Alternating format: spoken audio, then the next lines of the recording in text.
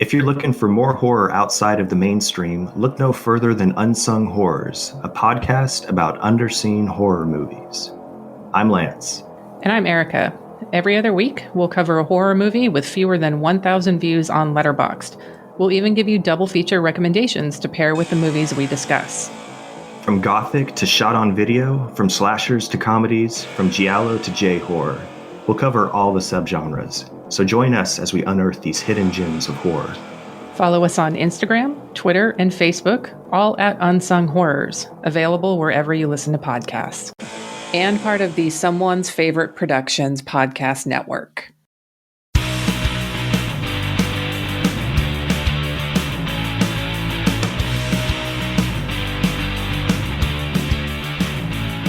Hello there, and welcome back to The Disconnected. I'm here with Frank Jaffe of Altered Innocence, somebody that I have admired the work of for quite some time, and I hope a lot of you have as well. I've been dying to have this interview. Frank, thank you so much for taking the time today. Yeah, you're welcome. Happy to. You, first off, I have to be a little bit jealous. I don't know if you're ever thinking of selling the banner behind your head. I would love the Altered Innocence banner. I made it a long time ago for, I went to Art House Convergence, which is right before Sundance happens every year. And they have this Meet the Distributors thing. And I was like, oh, I want to be like at a farmer's market, like table. I want my little farmer's market, like banner thing. If I make more, I'll let you know. Well, gosh, there's so many things that I want to talk about because Altered Innocence has been doing this for a while now, but now I kind of just want to tie it into merch for a second, and I got to ask just a silly question. Has Criterion or Janus ever said anything about anus films? I have to know. No. No, they haven't. It's too funny. If they went against me, that would be it'd be party poopers. You know, that wouldn't be fun. But no, I even know a few of the staffers at Janus actually have the T-shirts, and you know, I think they made jokes where might not wear this in the office, but it's cool. It's cool. It's such a great move to do something like that, especially with films that genuinely feel art house, like they feel at home on Janus. It would make sense for many of these films.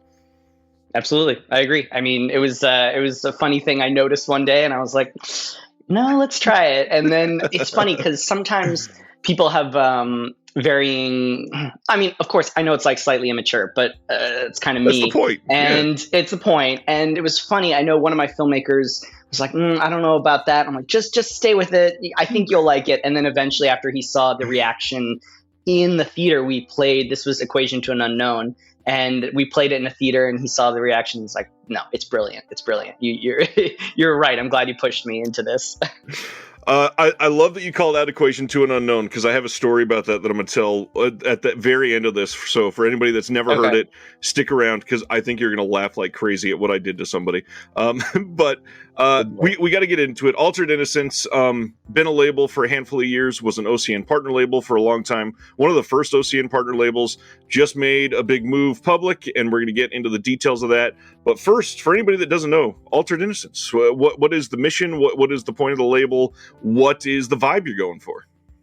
Yeah, when I started this, I was still working at Strand Releasing. I have a big appreciation of what they do, and so I was extremely excited to go to work for them. And then when I started wanting to do my own label, one of my favorite genres as a kid was the coming-of-age genre. I remember, browsing Blockbuster and just, eating up all those picture this exclamation titles and, titles like Mysterious Skin and things like that. So that was kind of the basis of what I wanted my company to be, these edgy coming-of-age films, that was the basis. And then I'm a gay man, so eventually LGBT became a very big part of what I wanted this company to do.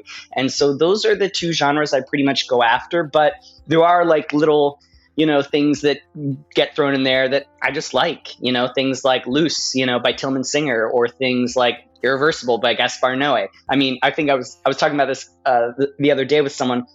If you told my 15-year-old self that I would be working on Irreversible, I remember watching that with my dad when I was like 13 or 14. And I remember him, being like, turn it off. We did turn it off during that scene. He was like, no, too much. So I had to like sneak back downstairs after he went to bed and like finish watching it before we sent it back to Netflix. So yeah, things like that I'm just loved as a kid and I'm thrilled to work on now. So it's kind of basis of what I'm trying to do. I first off, I love that explanation, because so many of these you could really see in this odd, like, triangular Venn diagram of wonderful coming of age films, wonderful LGBT queers coded in some ways, at least, even, partially genre leaning on a few of them, Right. and then some genre that you can tell are literally like singular from Frank's mind. He just loves this movie. And what I love is when all three of those circles match right in the middle, and it's this queer coming of age, just, yeah, this is something Frank loved and he had to put out. And I love those releases. So I try to peek behind the curtain when I do these interviews, especially for partner labels. I try to have some titles ready so I could flash. You've been doing this so long, like, I should do the same. It's not easy to have some titles ready when I literally have like 35, and I've loved the vast majority of them. A lot of people that have been on this channel love Altered Innocence, and I want to like dive into all these titles, but I mean, there's just so many. First off, starting your own label from Strand, like how do you make that leap from working at a label to feeling the confidence to start something? It was a slow start. I've always kind of done that, start safe, go crazy. So basically, I was there for about 2 or 3 years, and not to knock them, but I realized I wasn't really going to learn anything that I really, I was really interested in acquisition, the whole process. And I was quickly like, I gotta do it myself. I'm going to do this. And so I started off with 2 kind of things. One was Doors Cut Down, which was a short film. It's on Altered Innocence Volume 1. And that was a short film I really loved. And I was like, man, it looks so bad. Let's see if we can try to restore it. So that was kind of the first thing we did. We played it at Outfest, and then I kind of helped put on VOD. But the other big one was Concrete Night. That was AI 01BD. And that was a film that came through Strand. They pitched it to us, and we did a little bit of acquisitions around the office, and pretty much all of us agreed, like, it's not going to do well theatrically. It's, it's already past its festival run.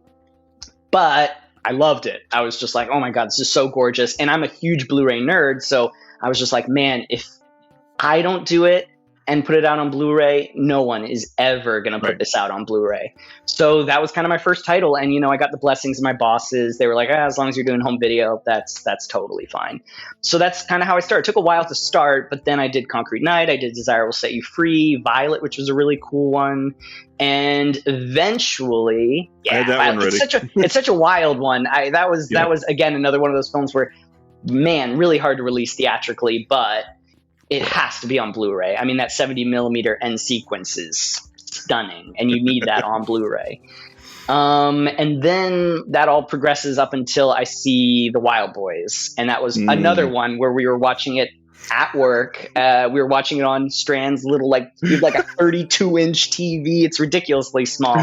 But of course, don't tell my bosses, but I definitely got stoned before watching it.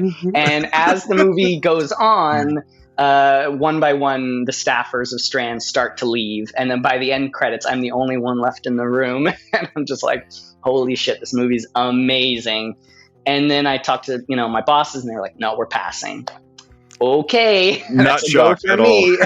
No, it's a wild. I mean, I think they should have. I actually think it is kind of a Strand releasing type title, but whatever. So that was my first theatrical release, and that was kind of what made me start leaving Strand and fully starting my own company, by myself. Interesting. So for everybody at home, for the timeline, about when was that happening? That was what, 2017 or 18? 17, yeah, exactly. Interesting. Okay, so around then, a lot of these festival type films were doing fairly well. We hadn't had the COVID bomb yet. Nothing had killed everything. But around that time, it's still, I really want to hit home for a lot of people, because those watching this channel, a lot of them have had that aspiration of, man, if I could have my own Blu-ray label, how easy that would be, because I love movies and whatever. That confidence, you have to really have a lot of knowledge first, but then to now be in a different era for, some of these films are dying theatrically or not being picked up for anything. How do you think it's changed since you started the label? I mean, gosh, I don't even know what to say. I mean, home video has, kind of declined a little bit. Festivals have definitely declined, and theatricals kind of declined. But that's not to say there's not a new generation of filmmakers that are coming up right now, and a new generation of, actually, I meant to say audience goers, honestly. I've been seeing a lot of young people through Letterboxd and other opportunities get really excited to be a cinephile again.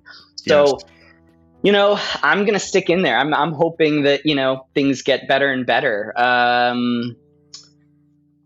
I don't know. I don't know what to say. It's hard to, you know, so I will say one thing that big change before the pandemic and after the pandemic is the older audience. You know, releasing films theatrically, we always knew there was going to be the, you know, 20 people a day that were absolutely going to go see a movie theatrically. We weren't worried about it. We were just like, no, we've got the old audience. And as long as we target it towards them and the trailer's cool looking, it's got all the quotes and everything like that, we'll be fine. We won't do awful. But that's gone now. They figured out how to use their Roku devices. And so theatrical is really difficult now, which is, I think, the biggest change. But so what I do is I definitely try to focus on movies that I think will break out. And that's what you were saying earlier about genre. Yeah, that's why I love genre personally and for theatrical purposes. It's a movie that, it's a type of genre where, it's a type of movie where you kind of have to go see it on a big screen if you really want that experience, see it in surround sound. I mean, Loose is a great example of that. Oh my God, the surround soundtrack on that is one of the most banging surround soundtracks. And of course, you know, if you have a surround sound set up at home, that's great, and you should have that. But seeing in a theater, it's so cool. That's the other thing about the catalog that you have created and curated over the years is I think that you have this odd, very singular, experience-driven catalog that a lot of labels do not have.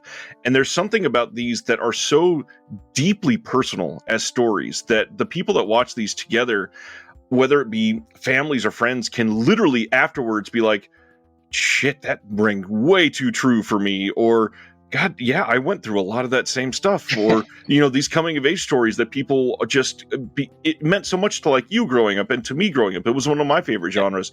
And you're bringing this new generation of filmmakers to an audience that can go, I mean, that movie was good, but, you know, whatever. And then 3 days later, they realize, wait, I can't stop thinking about that movie.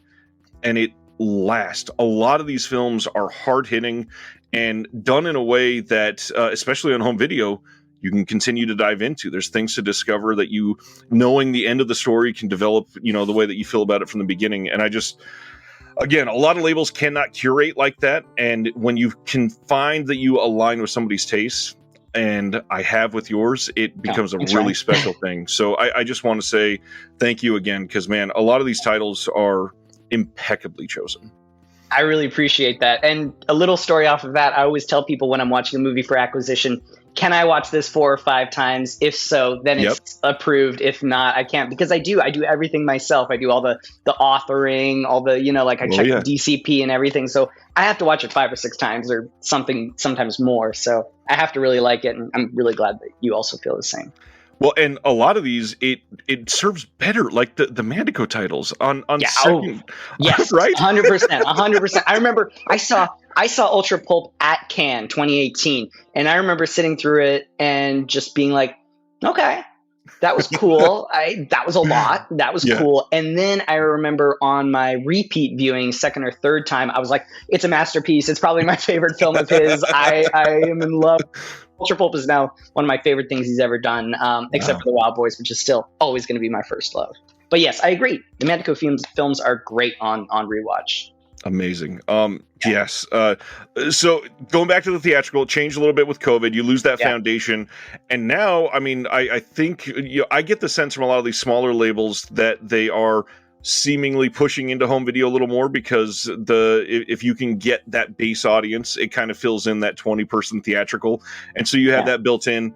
But we don't necessarily always have that with home video either. So have you noticed, very curious what you think on this, certain titles? Like, is there a flair for your releases that certain ones, you know, these are going to sell well?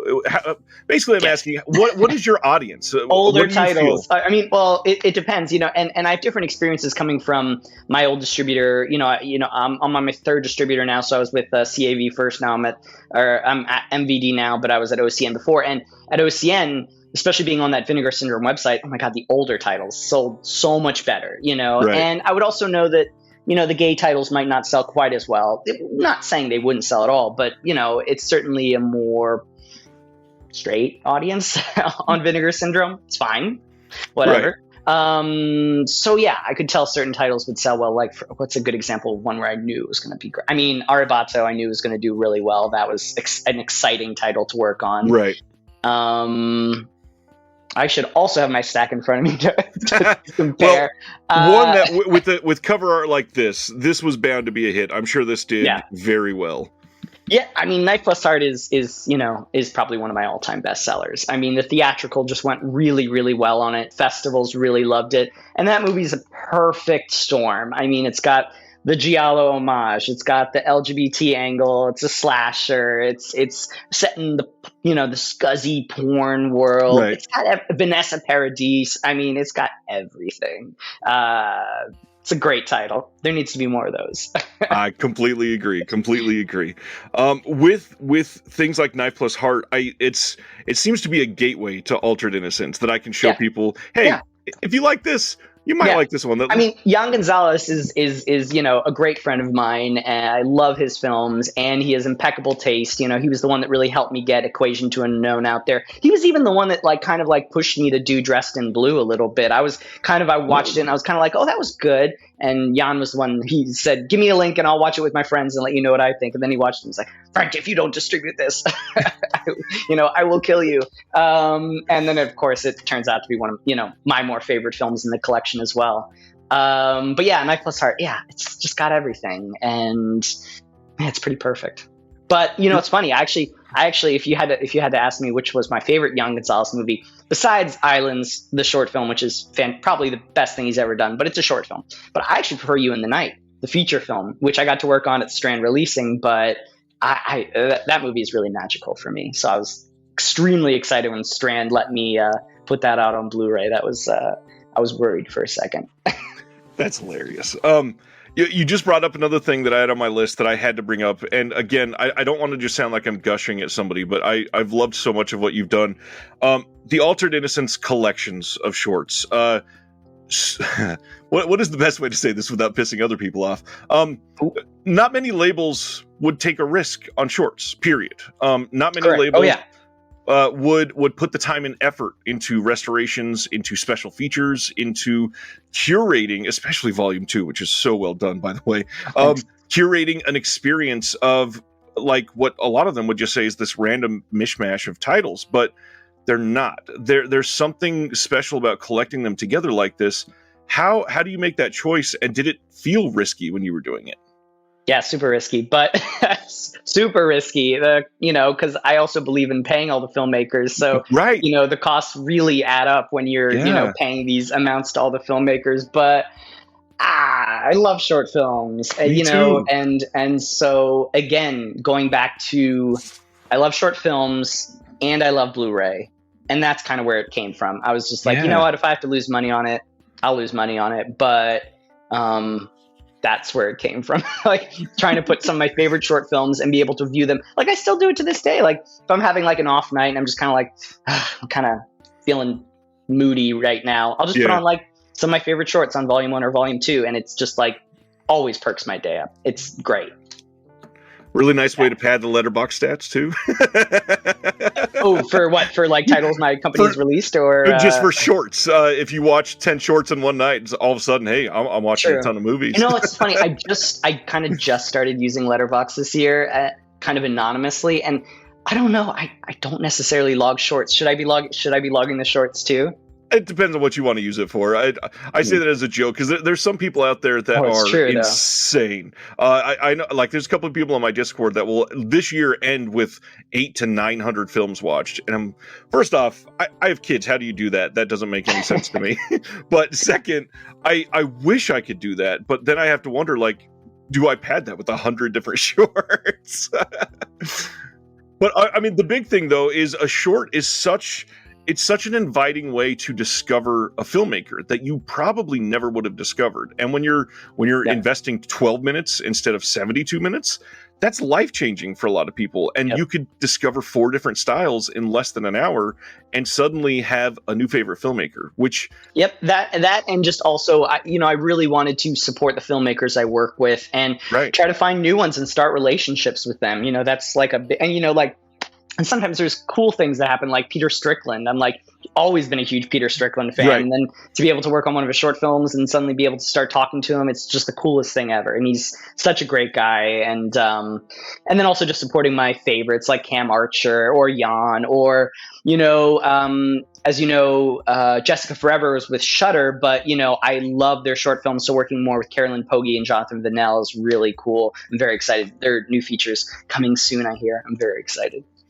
The other thing that I think is really cool about the shorts is it gives the idea of a film festival, because it is curated, and it brings that sort of, I'm going to spend all day just in the weeds with a whole bunch of random ideas and see what I can feel today. Yeah, I started doing festival work kind of. That's kind of how I started getting into the film business, and the road diverged. Everyone always says there's 2 roads. There's the, you're like cool and doing film festivals, or you're like evil and doing distribution. So then I started off on the cool path, and then I ended up in the evil path, but trying to make it less evil day by day.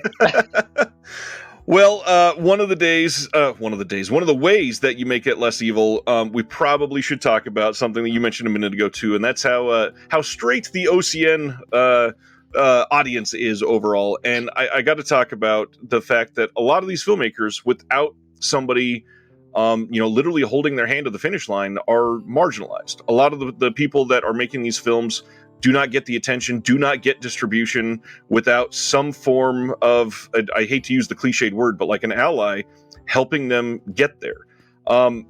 Obviously that's important to you, especially as a gay man, but from behind the scenes, is that difficult to do for a label? I mean, you're asking like about hand-holding for a smaller film, or just helping marginalized filmmakers, whether they be gay or trans, whether they be a person of color, whether it be somebody that a lot of these films would never get distribution from a lot of other people. Yeah, I mean, luckily it all starts with the film festivals, and thankfully we have so many cool queer film festivals out there that are pretty much the first ones on the line that are raising these voices up. It's really difficult to get those big budgets, especially in America, where there's basically no public funding. And if you look at my catalog, you'll see pretty much 3/4 of it is European or Asian or something else. And there's a reason for that. It's because they have all that state funding, and you can, do distribution without investing a huge amount of money. But then when you turn to the American sector, these are movies where either you're making for $1 million, $2 million, and my God, the distributor had better invest $500,000 into it, or you're the little budget indie who is just struggling. And you do need to watch out for those, and you do need to lift those voices up. And I certainly try to. And I'm glad that other people are starting to do it as well. I agree. This is one of those labels that I think, I don't try to say this often, but a lot of people that are doing interviews, or I hate using the word influencers, but people on YouTube or podcasts or whatever, sometimes use like you should buy this to support it. And I hate saying that, because I don't want to make people feel guilty or shameful for not being able to afford it. I understand this is from a place of privilege and all that. However, this is one of those labels that I feel like if we want more of this sort of thing, you kind of have to speak with your wallet a lot of the time. Yeah. Absolutely. And I do try to make, everything as affordable as possible. And, there's always some people say, well, I can't afford a DVD or Blu-ray. And I tell them, I honestly have most of my titles on VOD. And even if you really don't have a budget, then, I've been putting a lot of things on Tubi like everyone else, AVOD, it's cool. I like it a lot, and I don't mind it. Actually, I actually kind of like watching a commercial or two. I feel like it's like Videodrome. I feel like I'm connected back into the network of the world by watching commercials. I kind of miss them sometimes. But yeah, it's true. We're indie. It's definitely important. It is. I can't give out everything for free, unfortunately. And also just think about the filmmakers. Everything goes back to the filmmakers. I'm only kind of like a glorified like creative middleman, but honestly, it's not. I don't keep all the money. It flows. So it's not just stopping with me. It really is going back to the filmmakers and the producers, and that helps them make more movies as well. So a couple more questions about the back catalog. If you had to tell somebody this is Altered Innocence personified, what title are you picking? The one I'm kind of most proud of these days is Arrebato. I mean, that's just a title where it was, not only was it like a discovery, but, because it just has never been theatrically released in the US. Other people, right. I mean, it wasn't a discovery on my part, but it's for the US audience, certainly. And then, the fact that we were the first to restore it. So it was kind of this cool premiere. And it's got all the elements. It's got the queer, weird things. It's got the dolls in it. It's got Pedro Almodovar in it playing a woman. Like, it's voicing over a woman, transgender woman. It's really got everything. And that's a movie where I can kind of watch it over and over again. And it's just, a movie I'm very, very, very proud to have released. Well, going on that note, the next thing I was going to ask, is there a certain title that you feel extra proud that your label gets to be the one to deliver that message to a new audience? Ooh, new message. I mean, God, I feel like we're treading on the same ones, but Dressed in Blue, I mean, that's one where we're seeing such an honest portrait of trans women in Spain at such an early time. And, earlier than Paris is Burning, earlier than lots of these other films. And to bring that message, like, from the old, like an echo in time. And it still holds, it still holds so true to this day. And it's only discovering more and more audience. There's a TV show right now, the second season of Veneno is called Vestidas de Azul. And they're actually taking that documentary and they're kind of docu-fictioning it, where they're taking those characters and you get to see their lives now. Wow. And so it's a whole new audience of people are going to be able to see these women's lives. So that's another one I'm pretty proud of. That I've not heard of that. That sounds like an incredible idea. Did you ever see Veneno? Season one of Veneno is so good. No, now I must. God, that's I would love amazing. To put that on Blu-ray one day. That would be great. That would make a very good entry too, especially as a companion piece. Wow, that's incredible. One super personal, obviously, because I got to help with a small part of it coming out. This felt like a big deal this last year. This was a huge discovery for me. This was the first time I'd seen it, because it had been kind of difficult to see for a lot of people, unless you were, willing to go to the depths of the ocean, basically, to find an old version of it. But can you tell people about Coming Out and why it's an important film? Yeah. So this is a film, gosh, I saw when I was probably 17 or 18. And, it's an East German gay film. That's kind of one of the bigger reasons why it's a big deal. There weren't many of them. And it was premiered on the same day the Berlin Wall fell. And it's it's a snapshot of a area that was crystallized in time. But, more than that, it's also just a very emotional film, showing someone who's conflicted about, wanting to come out, but also kind of loves this woman he's gotten in a relationship with. It's really, unfortunate for him. And it's a very tragic film, but really well made. And I love it. And we did that as part of a 2-film kind of arrangement with Jaffe, and they were the East German Film Foundation. And then the other one was that Stücke Heinze 15, which is also very, very different, much more playful, but also an equally good East German film.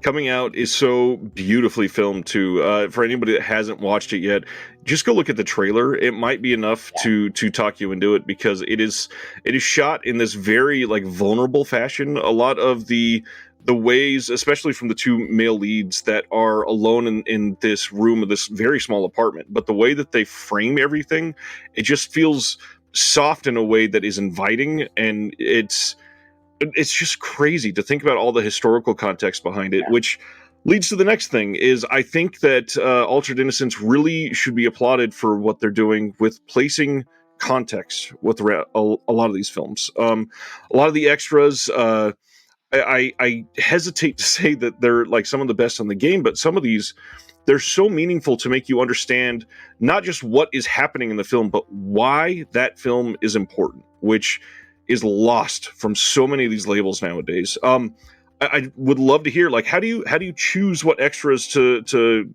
go after? How do you choose who to collaborate with? Is there some sort of mission that you're after with the extras on these discs? Yeah, I mean, sometimes the mission truly is what can we do? Because a lot of the older films I work with, a lot of the people are deceased, unfortunately. So, Right. you know, we kind of start with what can we do, and then we go from there. And I usually work with a few different producers, bonus features producers. Elizabeth Purcell is one I work with quite often, as well as Lee Gambin.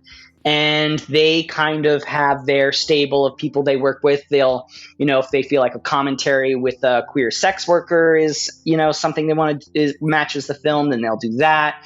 Sometimes Liz will go into archives actually and try to dig up old materials. Yeah. That's how we found, and sometimes from our own collection too. That's how we found Truck It. We got Truck It. We found some 16 millimeter loops, I think at the One Archives. And then she found a VHS tape on eBay randomly, super last minute. I don't think we had to move the date, but we were rushing. We like got the VHS tape, it was shipped to her. And then we were like, okay, we have to transfer the VHS tape as quickly as we can. That was a really fun find last minute. So technically, even though it's 3 films on that LA Plays Itself set, it's actually kind of 4 with the addition of not only the 16 millimeter loops, but also the full VHS. Right. Trying to think of any other fun examples. And sometimes cast, you know, we try to get, we're not super well funded ish, so we can't do some of the things that Severin or, you know, those people can do, where they can really get those crews out to France and Germany and the UK. But we have done a little something like that with like Wild Reeds, Stéphane Rideau. We actually did get him in the room and do some, you know, little reminiscing with him. But yeah, we just try to figure out what we can do. We try to scratch our brains as much as we can. And sometimes there's limitations, you know, sometimes we want to include like a director's old short film, but there's some crazy or French organization that has a stranglehold on it that won't let it go for under like $10,000. And we're just like, we can't do that, sadly. Right. I always get really annoyed at like some companies or filmmakers that basically, you know, strangle their films from ever seeing the light of day. It sometimes gets really sad. Yeah, really hamstrings the accessibility of a lot of this stuff, especially things like shorts that there's not going to be like some old VHS on eBay or some random DVD from the Czech Republic that you can find or something like that. Yeah. Some of the more recent titles that were released on OCN, could you tell us about Gay USA and The Stranglers? Try to get some eyes on those. Yeah, so I'll go The Strangler first. The Strangler was unique a little bit because it was a pitch, basically. There was a sales agent, and she has this catalog of kind of French rarities and B-sides. And on one of her, she's kind of older, so it's kind of like a PowerPoint presentation. I'm like, okay, interesting. And one of the pages was Paul Vecchiali. And I had sent this whole thing to Jan, and he was like, oh, Paul Vecchiali's great. He's a gay director, and he's just fabulous. So she sent me pretty much all of his films. And so I spent this one day just sitting in my TV, you know, just watching all of them. And they all were, you know, unique and playful and sometimes boring. But one of them really stood out, and it was The Strangler, just from the first scene. I mean, the opening scene of that is so good. The music, the cut out letters for the title sequence, everything. It's so good. And then, and also as one of the actresses from Salo, which is one of my favorite movies. In fact, fun fact, if you ever watch his movie Femme Femme, there's a scene in that, and it's actually a scene from Salo. Pasolini loved this movie Femme Femme so much that not only did he hire those 2 actresses to be in it, he had them recreate a scene from Femme Femme in Salo. So if you're ever wondering what that weird scene is where they're like, why am I not getting paid or whatever? That is from Femme Femme. Anyway, so The Strangler was great, and we basically just did a deal, and then I brought it to America. And so that was kind of the short story long. It's a great film. I love it. You know, everyone has different opinions on it, but I think has this weird, almost giallo, French, moody, sad boy film. It definitely hits all the right spots for me. And especially, I feel like in America, especially with younger people, they're really getting into Bresson these days and some other kind of filmmakers like him. And I felt like it would hit that sweet spot. I think it did. So that's the story on The Strangler. I would agree with that. I feel like some of the younger watchers are in their emo era for some of these movies. Exactly. Me too. And then with Gay USA, that was spearheaded by Lee Gambin, who's one of my bonus features producers, and he wanted desperately for me to do Gay USA. And I was like, okay, well, Gay USA has been out for a while, on VOD and things like that. And I was like, okay, we have to sweeten it up somehow. Right. And then he had the idea to do, what if we accompany with other protest short films? And I was like, okay, that's great. So we spent, like 2 years, I think, trying to gather it all together and figure out the rights, and some were easier than others. And we just kind of made this massive set that just is really speaking to people and is just really important. This vital record that needs to be archived and people need to own and make sure those images always, stay with us. It's a rather timely collection, unfortunately, which is not a great way to explain something that should be so fundamentally known, and yet the decades since many of these were made, not much has changed. If in fact some of it's gotten worse, and yet we're in a situation where the people that need to watch this likely never will, and thankfully the accessibility for it makes that a little more likely. But it's just, I'm not expecting everyone that's not going to be interested in that to immediately go run pick up a copy, but the people that will pick up a copy will hopefully show their friends, and hopefully it'll be on library shelves, and hopefully it'll just give everything a little bit more access, a little more accessibility. I guess so. Are you saying that an 80-year-old cishet conservative man will not run to watch this?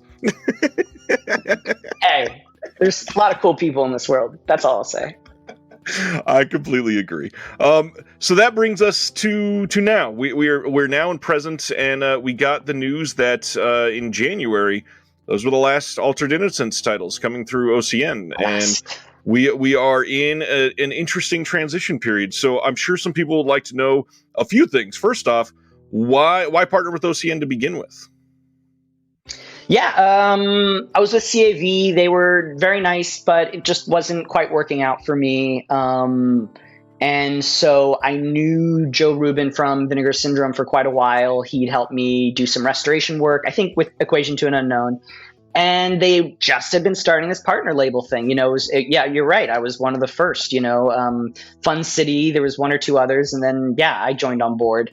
And it was just felt like a great opportunity, one indie company working with another indie company and trying to, they had that cinephile audience, and right. I knew it was going to be, a fun time. And we're doing that whole slipcover thing. I'd never done it before, to be honest. I still don't quite get it, but they are pretty. And so that was kind of another opportunity. I knew if I didn't go with them, I probably would never get into the slipcover game. So it was kind of also another little fun little push to go do something more creative. I hate that the slipcovers are literally like the core epicenter of so much of this discussion, but very interesting. Yeah, I'll leave that diatribe for another interview or discussion, I guess. Indeed. So now the next part, it is time to move on. Altered Innocence is now moving away from OCN. You can still buy some of the titles that were distributed through OCN until they're gone. Most of those have been moved, or all of them have been moved to the going out of print section on the website, and OCN will no longer be selling those. So why is it time to move away? Gosh, there's many of the other labels have commented on it, but it's getting a little crowded, honestly. That's one reason. It's a little less focused now. Breaking through the noise is getting a little more difficult. And, there were also some kind of disagreements, which I can't really go into, but all I'll say is there is kind of a reason why some of us are leaving, sadly, but we're still good friends. Nothing too bad, but we just want to be a little more independent, make some of our own decisions, all kinds of things versus, title selections, print runs, all kinds of things like that. The move away from that will make me, feel like I have more flexibility with that kind of thing. And a return to my humble DIY routes. I'll be, once again, hitting the streets and letting people know, we're over here, buy Blu-rays. It's fun. I like it. Maybe I got too comfortable in a way.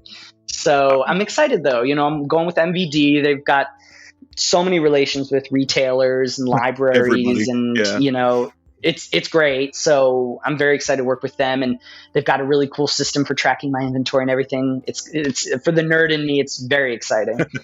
And yeah, it's going to be interesting. There's also this handshake partnership with Diabolik DVD. Can we break that down? Yeah, I've known Jesse at Diabolik for so long. We've been working together for quite a while, and friends, right. And we love bitching about things with each other. And Jesse is great at that, by the way. Yes, but he gets so many. It's ridiculous. He's the king of attracting some strange people. And so when I knew I was moving to MVD, there is a way you can do slipcovers through MVD, but it's a little complicated and a little confusing. And I just was like, okay, well, why don't I just do it myself and then find a retailer that work with me, and immediately Diabolik, just immediately. They've just been such a big supporter for so long.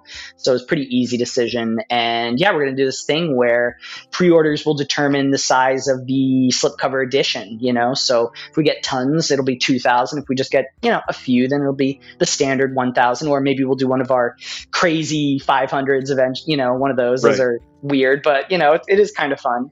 And yeah, that's the deal there. And, it might not be, I don't think it's going to be like uber exclusive with Diabolik, but they are definitely the main source to go to. And that will help us determine our print run size. And I've been talking about this on my show. I do a live show every Thursday night, and I've been hitting this hard for some of these labels. But I will stress again, for somebody like Altered Innocence, pre-orders matter way more than labels will say publicly usually. If there's some release that you're even halfway interested in supporting, or like you desperately want people to see this, spread the word and also pre-order. Do not wait for sales. No, it changes everything. Like, I'll just give Amazon as one example. Amazon, the more pre-orders you do, the more it gets noticed. And once it kind of gets noticed on Amazon's radar or whatever, it stays there. It's so important. Some of my older best-selling titles, I know they did well because of pre-orders, and they continue to do well to this day. Wow. Yeah, pre-orders are very important. Algorithms are weird, but yeah, very weird. The whole pre-order situation, we literally just had a label in the last couple of weeks announce that they had to cancel a release coming out on UHD because there was a lack of pre-orders. So with some of these, like if you love Bertrand Mandico, like a lot of people that love Altered Innocence do, if you see titles coming up of Bertrand, you should probably pre-order it. Take the time to let it be known to other friends that love home video that, hey, this is out there, just to make sure. Because first off, marketing is hard, and you can do your part to help some of these. But that brings us to the first announced title. I cannot wait to hear your take on this movie, because the synopsis that you guys have, it's incredible. It is remarkable. This movie sounds amazing. What, for She's Conann? Yes. Yeah. Yes, it's always like Bertrand's films. It's always wet, weird, and full of glitter, basically. But with this one, I think he's added a level of poetry that we've only seen a little bit in his films, but now it's kind of gone to the next level. It's almost entering the art house sphere, but not quite, because it's still sci-fi fantasy, Conann slashing people, and lesbians making out, and and Alina Lowenson in the coolest dog prosthetic makeup. It is so cool. It's probably my favorite part of the movie, honestly. And then, of course, another awesome soundtrack by Pierre Desprats, and which is available on vinyl. Go buy it. It's on my website. And what else? Oh gosh, it's great. It's in Scope. It's a really cool one. And we're going to put 2 short films on the Blu-ray, and those are both short films that he kind of shot alongside of the film, because it was originally a play. Yeah, so it was originally a play. During COVID, they did this play, and it was like a filmed play. And then he realized, okay, if I'm filming a play already, why don't I just make this a short film? And then eventually he was like, why don't I make this a feature? So basically, there's one short film that was is more when he made the play. And then there's another short film that you can tell he shot it while he was making the feature. The sets are a little bit more, or they're larger. They're more developed. And he has the actresses. That's the other important thing, is he had the same actresses that were in the feature. It's a little different from one of the short films. I wish I could remember which was which, but I can't. And yeah, those are both really cool short films. One of them has one of the most outrageous endings I've seen in quite a while, or at least it made me guffaw like crazy. And yeah, that's going to be the Blu-ray, and it's going to be really cool. We're doing one of the another cool thing about moving away from OCN and going to do my own kind of thing is I can go back to foil. Foil is my all-time favorite thing to put on slipcases. I've done it many times before, but then OCN put a stopper to that because I think, especially with the Scary 60 whatever. Because that had so much foil on it, and I think a lot of it was getting scratched off, and then people were like returning it or something like that. So, but I don't do that. I just do splatter, and I do like little teeny things, so it should be okay. But yeah, I love foil. So we're gonna do this crazy splatter slip cover, and then the other side is gonna be this collage that Bertrand Mandico actually drew himself. It's really cool. The art for this release looks stupendous, and I'm not Sister Hyde is the best. Oh my god, I love working with Sister Hyde. Sister Hyde is awesome. Amazing. Yeah. I don't necessarily say I'm going to buy this for the art, but this is one of those things that it really sells this synopsis, and yeah, cannot wait to have this one in hand. This sounds amazing, and continuing with the filmmaker that you're obviously close with, and developed a relationship not only with the filmmaker but with fans of the filmmaker who've now gone to the label multiple times for the same filmmaker. Yep, I hope to always distribute his films. I mean, if he makes a film that A24 picks up, I will not be mad. But if he goes from me to another label like me, I'll be mad. I'll be very mad. Watch me get mad. So the question after that, this one's already public. What is the next title coming from Altered Innocence, just to get people hyped up? You want me to tell? Yeah, let's do it. Okay, cool. So one of my favorite films, well, here, I'll tell you a little story. One of the things that got me into effed up films is a little series that Here TV put on a long time ago called John Waters Presents Movies That Will Corrupt You. And this was a great series. It had everything from Irreversible to Freeway to Pink Narcissus to Who Killed Pasolini to, oh my gosh, the list goes on and on. But one of those was very, I mean, they all worked for me in many ways, but one of them is called Criminal Lovers by Francois Ozon, and it's definitely one of my favorites. It's this kind of Hansel and Gretel kind of reversal, except because the ogre's like this man that lives in the woods, and it's great. It's got Rimbaud quoted in it. Boom, automatically wins for me. And there's hot guys, and anyway, so basically we are doing three of Francois Ozon's first featers, and that is Criminal Lovers, Water Drops on Burning Rocks, and Sitcom. Sitcom is his first feature film. I probably did those in the opposite way, but they're all so good, and we're going to do it, and it's going to be called Ozon's Transgressive Triple, and yeah, they're going to be on Blu-ray for the first time ever. I think I don't know about internationally, but definitely English language, like subtitled. I think this is the first Blu-ray release, so very exciting. Those are the last titles of my Studio Canal kind of partnership, which I brought Wild Reeds and Wounded Man and all those. So this is one I've been kind of holding on to for probably a little too long, but it's time. Finally, I'm putting it out there in the world. This sounds really exciting. This is the sort of thing that it's not every month, because you get a lot of sweet coming of age stories like we've talked about, but every so often Altered Innocence will be like, yeah, you've been a little too calm for a while. Here's exactly. Yeah, we're definitely May and June are definitely going to be transgressive months. I think Ozons are coming out in June. I think it's June, maybe July. But yeah, we're going to have a couple of transgressive months, that's for sure. That is so exciting. And a lot of these, again, it's continuing this pattern of similarly styled or like-minded films that are pushing buttons, sort of expanding boundaries. And, I got to talk about Irreversible for a moment, because that's transgressive to the nth degree for so many people because of two very specific scenes, one in particular, obviously. But it's one that is always on this list of, like, hardest movies to watch and all that.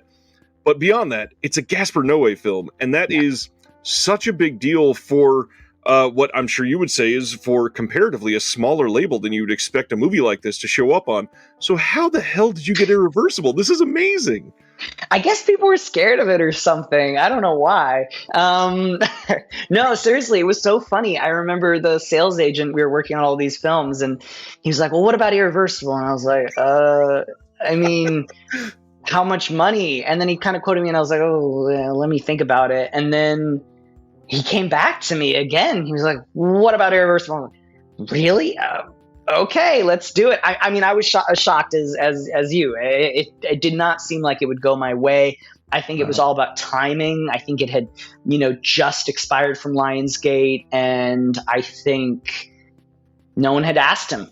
And we were kind of in the midst of doing this one deal, so he was just like, why don't I put that one on there too? And I was like, thank you very much. I appreciate you. See, thank you, Studio Canal. That's such a big deal for a label like Altered Innocence, because not only does it bring new customers, but then as they're clicking, they go, oh, what's this? And this, and this. And they exactly immediately expand their horizons, and suddenly Altered Innocence is in way more homes than you would expect. Yep, that's exactly my thoughts as I was picking up. I mean, I love the film regardless, but yeah, of course, it's such a huge film. It's super famous. I'm actually surprised I put it out in theaters. Actually, didn't do that well. Shocking. I'm gonna hint weirdly, but I think it just goes to show what a tough film it is. I think some people are just afraid of re-experiencing that, honestly. I think for a lot of people that's a one and done film, and I saw it when I was a kid, so for me, I think what you were saying, it's a Gaspar Noé film more than anything else. So for me as a kid watching it, I was just like, but this movie's so cool beyond the the very intense scenes. It's just such a cool film. Kind of reminds you of well, maybe I shouldn't say that. Well, I just saw Aggro Drift in a strip club, and it was like one of the wildest experiences I've had in a while. And I don't know, it kind of reminds me, different styles of filmmaking. Anyway, or wild new styles. I'm going to talk to you about that after we end this, because I got another story for you. Excellent. But yeah, it's a great film, and I'm very honored to have been able to work on it. Well, and one thing I want to say is just, I know it's just kudos after kudos, but Alexandra Heller-Nicholas, speaking on behalf of this movie, is such the perfect companion piece. She's literally the expert. And I'm so glad that somebody like you is wise enough to make that choice. And again, contextualize what is kind of a really harmful scene for a lot of people. And beyond that, it's an individual that has spoken widely about the genre for years, so she's genuinely trusted. And I'm grateful that she's on this disc. Yeah, actually, technically the thanks for that go to the UK producer, but I do work with Alexandra on other things. But it was cool to email her and just be like, hey, we're able to put this on here. And she was like, awesome. But yeah, no, she's the best. Yeah, she's really good. She is becoming prolific like crazy. She is suddenly showing up on like every disc. I love everything she does. Everybody needs to seek her out too. Interview up on the channel before this one, so go look at that one. Awesome. With the MVD transfer, are there any worries that you want to make people feel a little more comfortable with the transition? Is there anything? Any questions? I mean, it's going to be a pretty smooth transition. I hope that, wherever you get your films, you're still going to be able to get them.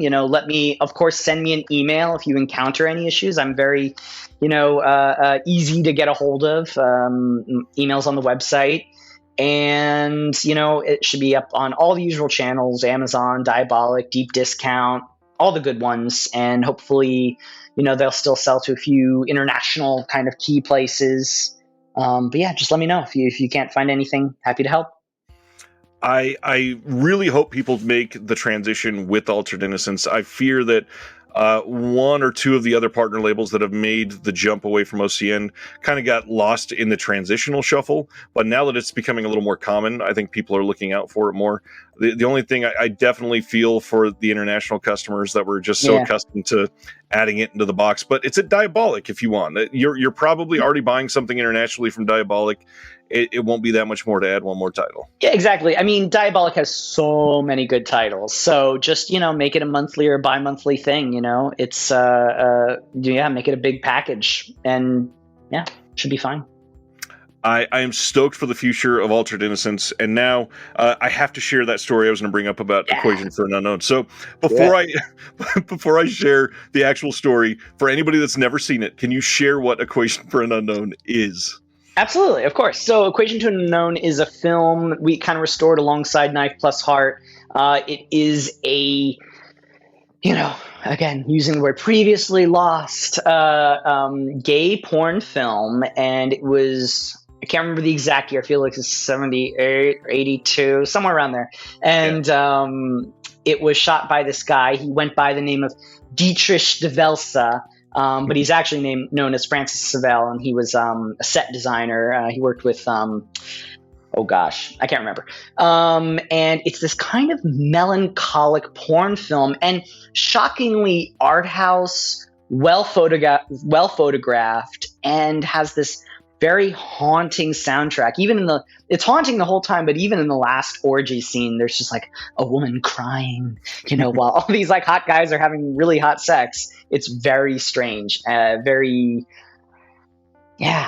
this sad feel throughout it, but it's also so good. I mean, I'm kind of like, almost like I feel like I'm like downplaying it, but it is a fantastic film, really hot guys, hot sex. And it's you'll have an experience for 90 minutes, that's for sure. It's unlike anything else. I love that you use that as the last sentence right before what I'm about to say. So a couple years ago, I swear it was about 3 or 4 months after the disc release, it played at the New Bev. It was the second feature of a double feature. I don't remember what the first film was, but it was Knife Plus Heart. Yeah. Okay, so I had said, I saw Knife Plus Heart. This looks like a pretty killer double feature. I'm not in LA, but I had a friend who is every month he sends me the calendar for the New Bev, and I said, Knife Plus Heart is an incredible film. You will love it. I haven't watched the second film yet, but it's from the same label. They're all OCN partners. I really think that if you like Knife Plus Heart, you're probably going to like the double feature. Go check it out. This gentleman is always late. LA traffic didn't help with that, of course. He showed up something like 10 minutes in to the second feature. So he shows up to Equation to an Unknown, goes and buys his snacks and goes and sits down in a room full of all dudes. And he goes, I'm looking for a seat, and look up, and I don't remember. It was one of the opening scenes, but there was just full blown like art house fellatio happening in front of him. And he goes, well, this is an interesting movie.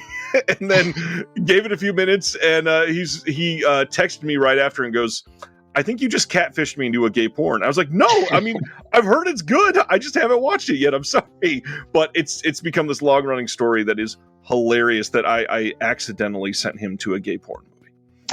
It's good for you. I'm glad. I'm just glad he brought in his horizons, and it's a spectrum. Did he stay for it? He stayed and watched the entire thing. Excellent. I was gonna be like, if you don't see that great jerk off scene that happens midway through the film, one of the best. I don't watch many jerk off scenes, but it's a great one. It's like it's all like one take. I'm probably going to have to put something related to that sentence in the title now. I appreciate that. You're welcome. Frank, we could spend probably 25 minutes on each of these individual titles. I would love to have you back someday. I really just wanted to have you on here to make people understand Altered Innocence is important. They're one that I would advocate to supporting way more than some of these others. Not that we shouldn't support all home video and all that, but unfortunately, with a lot of these films aren't going to have a huge audience. And finding somebody that you appreciate the taste and curation of, like I do for Frank, is special and pretty rare. So if you trust me, trust Altered Innocence. This is a really great company, and I just hope for the best for the immediate future for you. Thank you, Ryan. I really appreciate that. All right. Well, have a good one. Thank you, sir. Thank you. Talk to you later. I am Adam Lundy, co-host of They Live by Film, a podcast dedicated to bringing you film discussion and interviews from around the world.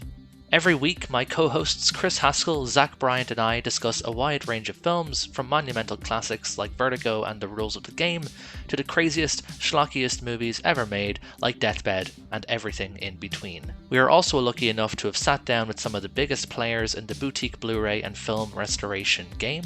If this is your thing, then come hang out with us every Thursday at 7 p.m. Eastern, wherever you normally stream your podcasts, and now as part of the Someone's Favorite Productions podcast network. Thank you for listening to the Disconnected Podcast. There's one big thing that you could do to help the show, and that is to leave a rating and review on the podcast service of your choice. Thank you.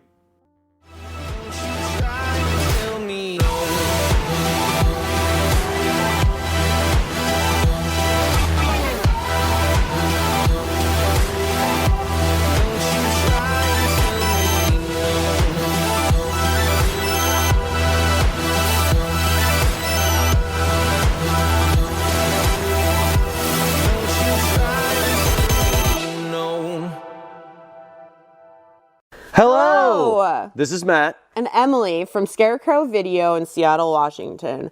Did you know that we have the largest video collection in the world? We have over 146,000 titles and growing. That's over 3 times more than Netflix, Amazon, Max, and Hulu combined. Plus, Scarecrow now offers rent-by-mail service throughout the U.S., so check out scarecrowvideo.org for details. You can catch Emily and I, or Matt and I, if that was going to be you saying that, on our bi-weekly YouTube show, Viva Physical Media, for video recommendations and so much more. See ya! Bye!